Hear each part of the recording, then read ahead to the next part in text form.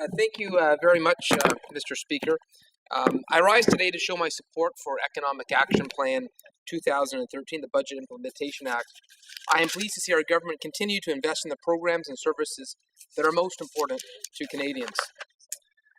The impact of Canada's economic health is vital to all Canadians. The Economic Action Plan was initially designed to lead Canada out of the worst recession in generations. The temporary stimulus measures of the Economic Action Plan had their intended effect. The projects created jobs in a time of recession while making investments in local infrastructure that would benefit our communities for years to come, leaving a lasting legacy. Our agenda has kept Canada's economy on the right path. For instance, we're increasing skills and training support by introducing the new Canada Job Grant and to help more Canadians get high-quality, well-paying jobs. We are also helping businesses succeed by extending the accelerated capital cost allowance to encourage manufacturers to invest in new equipment, extending the hiring credit for small businesses, and making strategic investments in world-class research and innovation. Mr. Speaker, through the strong leadership of our Prime Minister and the Minister of Finance, Canada has created over 950,000 net new jobs since July of 2009. And I am pleased to report that the vast majority are full-time private sector jobs. That's the best record in the G7. We have seen Canada maintain its AAA credit rating through this period of difficult economic instability and uncertainty. And we continue to see Canada with the lowest net debt to GDP ratio and the lowest overall tax rate on new business investment in the G7. Moreover, the IMF and the OECD have forecast Canada is on track to stay near the top of the G7 in economic growth in the years ahead. I would like to take a closer look at some of the initiatives in the budget and share with the House some information on how this budget will benefit the people of the city of Barrie that I have the honor to represent.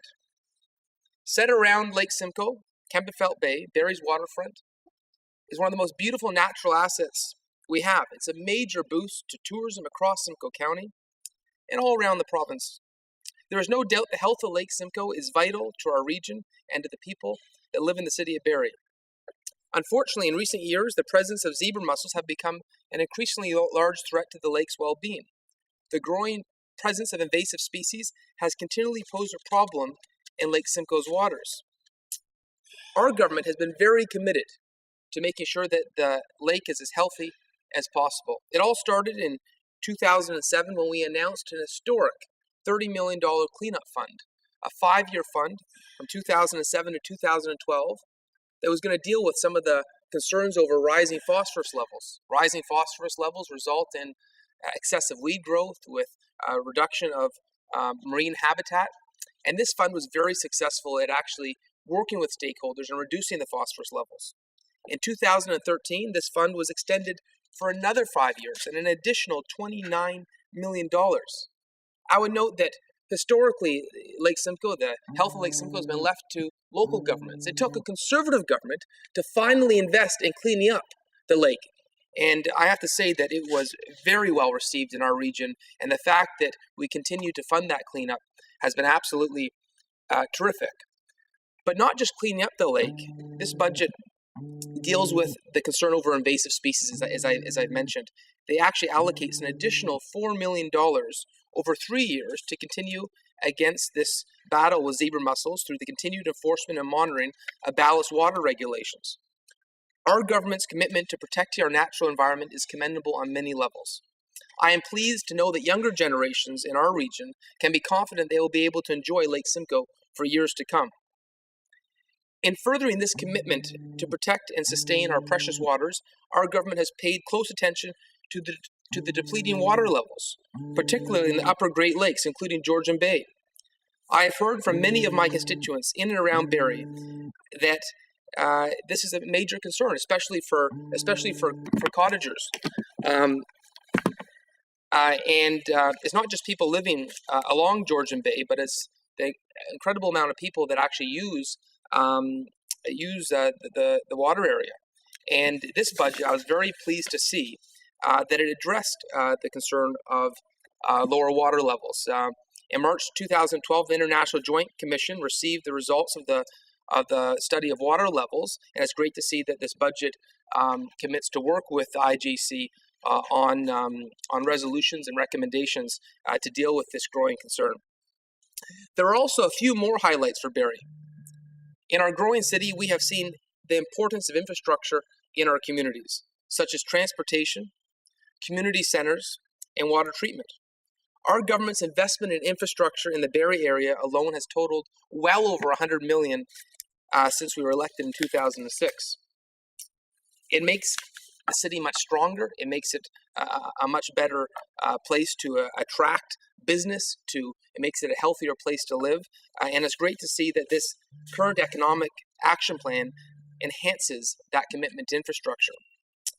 It delivers the new Building Canada plan, which is a combination of other measures in this budget. It actually makes the largest infrastructure program in Canadian history. The Building Canada plan will provide stable funding for 10 years and will help keep our communities moving with investments in roads, bridges, and commuter rail and other aspects of transit. Over the next 2 years alone, we are investing close to $10 billion. That is more than the previous government in the entirety of their 13 years in office. This plan's three main components will include the Community Improvement Fund, the new Building Canada Fund, and the renewed P3 Canada Fund, to include in total over $70 billion in federal infrastructure funding, which is just incredible. The gas tax fund, which our government actually made permanent, a temporary program by the previous government that we've actually enhanced and made permanent, has a tangible benefit to every community in the country. Just to give you an example of what it means on an annual basis to the city of Barrie, it's $7.8 million alone for the city of Barrie. Let me speak, Mr. Speaker, to some other positive aspects about this budget. In order to promote the culture of giving in Canada, the 2013 Economic Action Plan proudly increases the federal charitable donations tax credit and introduces a new temporary first-time donor super credit for first-time claimants. I am particularly impressed with this aspect of the budget as it creates an appeal for young Canadians to donate to charity. And I know in my community, there's many huge capital campaigns where that's exactly what they're working on, finding new first-time donors, whether it's the hospital expansion, Georgian College's expansion, the new Gilda's building, or Hospice Simcoe. So this is another great initiative that our finance minister has illustrated. As Barrie is a growing community, one of our ongoing concerns, I think this is pretty common across the country, is jobs. And I very much recognize that this is a budget that focuses on jobs. Economic Action Plan 2013 continues to support education and training, helping Canadians be prepared for good, high-quality jobs. This is why our government is introducing the Canadian Job Grant. This grant aims to transform the labour market by providing funds for the skills training that many Canadians need. In doing so, it encourages employers to recognize these skills and qualifications in order to fill the jobs of Canada's high-demand fields. In building upon this commitment to job growth, Economic Action Plan 2013 also focuses on creating opportunities for apprentices.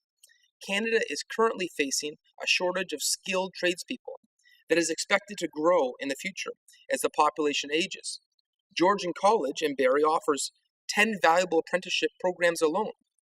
Our government responded to the shortage of new tradespeople by creating important new opportunities for apprentices. This will be done through the implementation of various grants and tax credits that will open the doors for apprentices at every stage in their career. I am confident that this plan will promote accessibility to the training that Canadians need to find employment. I realize I am running short on time, so I just wanted to highlight two other quick aspects of the budget. First being the importance of the Southern Economic Development Agency. This agency as alone has been absolutely fantastic for job creation. We've seen IBM located in Barrie because of it. We've seen expansions to South Medic, moving their plant from China to Barrie, the expansion of TNR Doors, the expansion of Wolf Steel. And another aspect of this budget, in my final 30 seconds that I wanted to emphasize, is the fact that we continue to keep our ironclad investment to universal health care and support for the provinces for health care.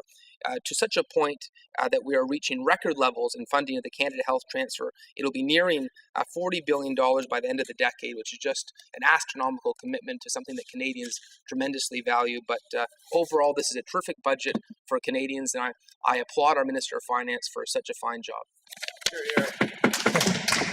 Questions and comments? The Honourable Member for York South-Weston. Mr. Speaker, and I thank my colleague for his statements, though I'm somewhat concerned by this bill's attack on workers. His colleague who spoke before him has a plant in his riding that if our agreements with Europe, which are being touted by this government as the next wave of free trade, could directly threaten those workers. In the riding just to my north of York Centre, where Bombardier has a significant workforce, there's a lot of that stuff going on in Europe, and if we're making it easier for these things to come from Europe to Canada, that will directly affect those workers. And that is part of what our concern about this bill is that it is attacking workers. It is attacking workers in a very, both in terms of taxes and in terms of direct attacks in collective bargaining. Can you comment on that? The Honourable Member for Barrie. Thank you, Mr. Speaker, and thank you for the question. I believe this budget, what it really does is it supports workers. It supports workers by creating jobs. What workers value and appreciate is an economy that is vibrant with jobs. And it does that through the many investments in apprentices, in innovation, in technology. But in terms of his connection to free trade, I would say this. The NDP has had a record of fighting free trade at every stage. In 1988, they said free trade at the U.S. would be horrible, and it turns out that it's been a huge net benefit to Canada, where we've gained because of that free trade agreement. They campaigned against NAFTA. It turns out that there's been a huge benefit to Canada.